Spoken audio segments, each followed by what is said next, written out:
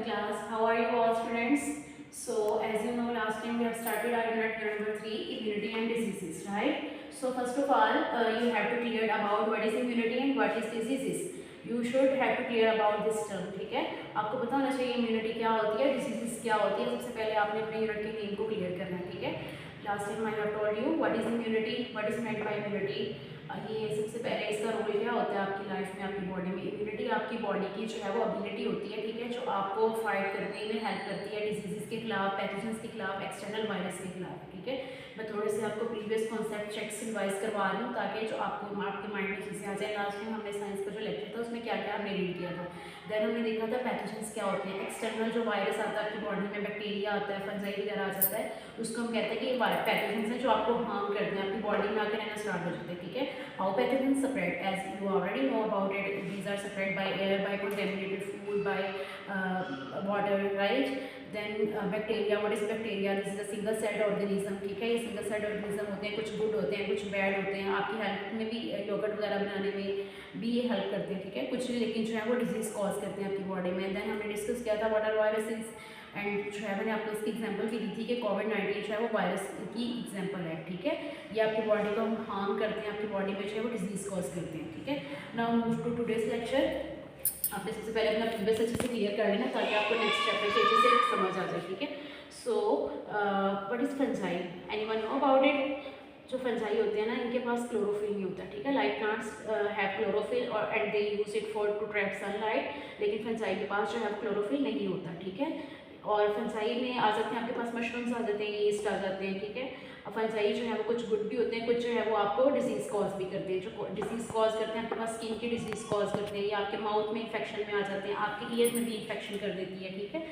और समटाइम हम फंजाई की कुछ टाइप्स ऐसी होती हैं जो हमारे लिए लाइक मशरूम है, तो इसको हम ईट भी कर रहे होते हैं अपनी फूड में, ठीक है. प्रोटीन का सोर्स होती है. So how pathogens cause disease. Obviously pathogens जो है वो आपके इन्वायरमेंट में हर जगह पे प्रेजेंट है. आपके अगर फूड आप ले रहे हो ऐसा जो क्लीन नहीं है, वाटर ऐसा है जिसमें पैथोजेंस है, ठीक है. आप जो है वो किसी ऐसे पर्सन को टच कर रहे हो जिसको कोई इन्फेक्शन हुआ है, कोई वायरस हुआ हुआ है, लाइक टाइफाइड, बैक्टीरिया वगैरह हुआ हुआ है, तो वो इस तरह से पैथोजेंस जो है वो हमारे पर्सन टू पर्सन या चीज़ों से जो है वो आप में ट्रांसफ़र हो जाते हैं, ठीक है. तो अगर आप में पैथोजेंस आ जाते हैं, हर प्रॉब्लम का कोई ना कोई सोल्यूशन तो होता है ना, तो आपको कैसे पता चलेगा आपने which type of pathogens entered in your body and how can you treat it. तो इसका ये प्रोसेस होता है कि आप टेस्ट करवाते हैं. अगर आपको लगता है कि आप सिम्टम्स देखते हैं, अगर आपको लगता है आपके पास टाइफाइड हो गया, आपको कोविड हो गया, या आपको जो है वो मलेरिया हो गया, डेंगू हो गया है, तो आप जो है वो डॉक्टर आपको कहते हैं आप लेबॉर्ट्री में जाएँ और टेस्ट जो है वो आपको प्रेस्क्राइब करते हैं. आप उससे रेलेवेंट टेस्ट करते हैं, ठीक है. उस टेस्ट में आपको पता लग जाता है कि वो पैथोजेंस जो है वो आपकी बॉडी में किस तरह से एंटर हुआ है और किस क्वांटिटी तक जो है उसने आपकी बॉडी को इफेक्ट किया, ठीक है.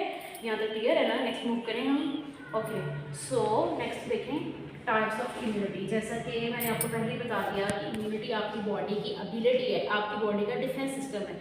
जैसे हम गार्ड्स रखते हैं, हमारा जो है वो मेन गेट होता है ना, जो डिफेंस सिस्टम होता है कि एक्सटर्नल जो है वो आपके घर में कोई ना आ सके. ऐसे आपकी बॉडी में जो फंक्शन होता है ना कि बाहर से आने वाले ऐसे तो कोई भी बैक्टीरिया वायरस आपकी बॉडी में आता जाएगा डेली और आपको इफेक्ट करता जाएगा, लेकिन अल्लाह ताला ने इस प्रोटेक्शन का जरिया बनाया हुआ है. आपकी बॉडी को इम्यूनिटी दी हुई है, आपकी बॉडी को डिफेंस सिस्टम दिया हुआ है जो बाहर से आने वाले बैक्टीरिया को, वायरस को जो है वो रोकता है, ठीक है. अगर आपकी इम्यूनिटी स्ट्रॉन्ग होगी, आपकी डाइट अच्छी होगी, आपकी बॉडी हेल्दी होगी, तो कोई भी वायरस बैक्टीरिया आपको जल्दी इफेक्ट नहीं कर सकेगा. अगर आपकी इम्यूनिटी वीक होगी तो आपको जो है वो इजीली डिजीज़ जो है वो आकर आपको इफेक्ट कर सकेगी, ठीक है. अच्छा, इम्यूनिटी की जो है ना वो हमारे पास 3 टाइप्स होती हैं, राइट.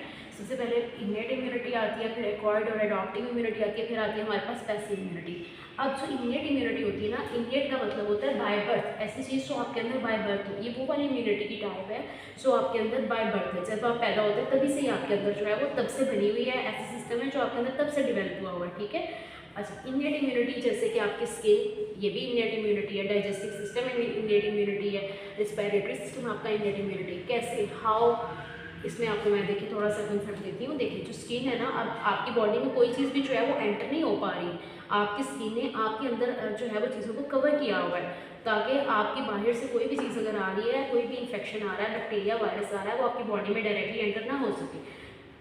लेकिन इन केस अगर आपकी बॉडी में आपके स्किन पे कोई कट लग जाता है, अक्सर हमारे चोट लग जाती है, कट लग जाता है, तो उस टाइप में भी उसमें जो है वो हमारे पास सेकंड ऑप्शन मौजूद होता है कि आपके फर्स्ट जो है वो थोड़ा सा ब्लड वहाँ से निकल जाता है, वहाँ पर जो है ना वो ब्लड, ये अगर कट आएगा ना तो यहाँ पर आगे ब्लड ऐसे जमा हो जाता है, ठीक है, आप लोग देखते हो ब्लड वहाँ पर जमा हो जाता है, उसे कहते हैं ब्लड क्लोट होना।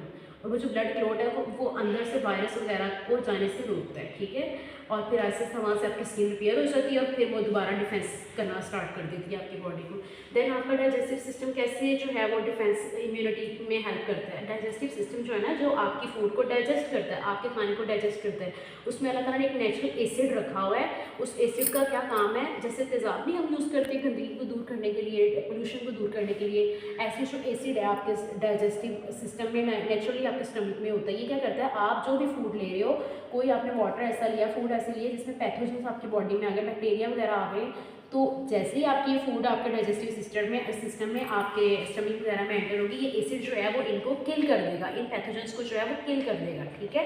उसके बाद आपका जो रेस्पिरेटरी सिस्टम है, अब देखिए आप सांस ले रहे हैं, ऑक्सीजन आपके अंदर जा रही है, कार्बन डाइऑक्साइड आपसे बाहर आ रही है। अब ऑक्सीजन हवा से आपके अंदर जा रही है, उसमें इतने ज़्यादा बैक्टीरिया वायरसेस हवा में मौजूद होते हैं, लेकिन अब जैसे एंटर होती है ना, आपके नोज़ में सबसे पहले ऑक्सीजन जाती है, नोज़ के जरिए आपके अंदर हवा जा रही है ना, तो देखिए नोज़ में हेयर्स होते हैं जो आपके अंदर जाने वाले डस्ट पार्टिकल्स को, वायरस वगैरह को जितना उससे हो सके वो ट्रैप करते हैं, रोकते हैं और सिर्फ हवा को अंदर जाने देते हैं।